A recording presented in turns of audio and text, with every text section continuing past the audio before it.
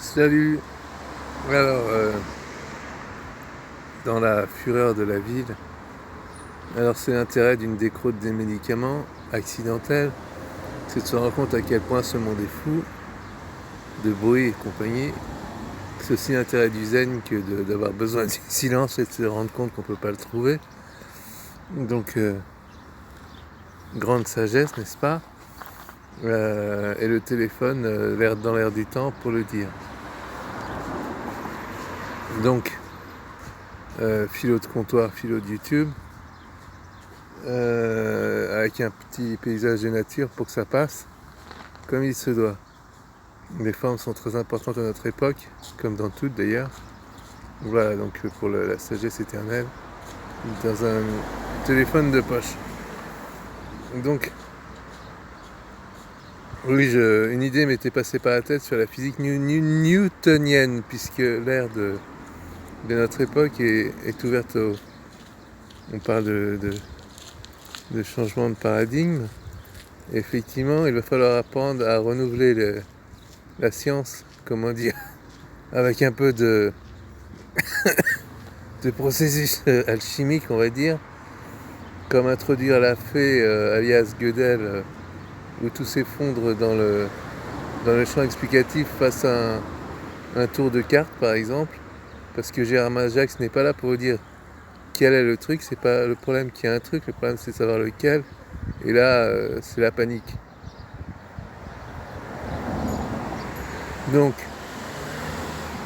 alors, du coup, on est perdu, donc on cherche son chemin, comme on est perdu dans les bois, quand on n'a plus de GPS ou de téléphone qui n'a plus de batterie, et on passe parfois longtemps à le retrouver.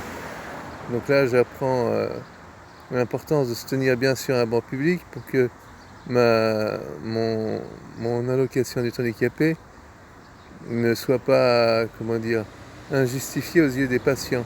Des passants, pardon, c'est intéressant ce jeu de mots, puisque si j'ai l'air de me négliger, ils vont se dire inconsciemment, ça va rentrer le message que celui-là il est payé à rien foutre, donc à terme on lui sucrera ses allocs.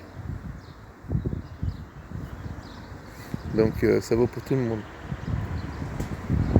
D'où l'importance effectivement d'apprendre à dire merci quand comme moi on a du temps et à le mettre au service des passants, donc des gens qui vont bosser et compagnie. Donc merci aux contribuables pour mon allocation du temps handicapé. Alors je suis clignote donc j'ai pas beaucoup de temps. Pardon. Donc je vais parler du spirituel, on va voir si ça passe. Donc, le christianisme qui a été mon enfance en fait m'a ouvert à la charité. Comment dire, et donc j'ai fait un long chemin pour apprendre à développer. Donc je suis passé par les Mormons qui étaient en communauté, qui étaient très très intéressants, qui se font un peu chambrer. Le bouddhisme qui est un peu perché dans les arbres. Et l'islam qui fait du social. Et donc le problème des spirituels qui sont mes amis et que je suis, alors c'est pas tous mais c'est là où je veux en venir, c'est que par exemple ils sont des fois un peu dans le ciel comme les astres, c'est-à-dire qu'ils sont avec la 5D en élévation ascension vibratoire. Donc ça c'est génial, franchement on en a besoin. Le défi en fait qui me venait à l'esprit de façon un peu intellectuelle, c'était que cette espèce d'époque où se relie l'astrologie et la physique terrestre. C'est-à-dire que comme dans la physique newtonienne en fait, où la même physique régit la logique terrestre et la physique terrestre et la physique des astres. Donc comment dire, les êtres de lumière sont-ils régis par la même physique que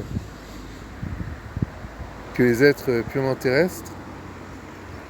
Ou y a-t-il disjonction? Donc c'est la question qui va se poser entre la disjonction entre l'intellect et le cœur. Donc voilà, la question est ouverte.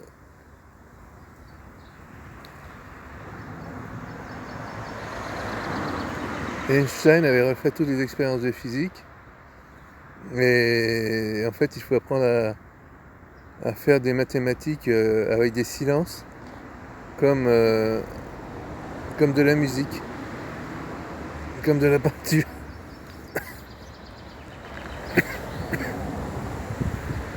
Mais voilà.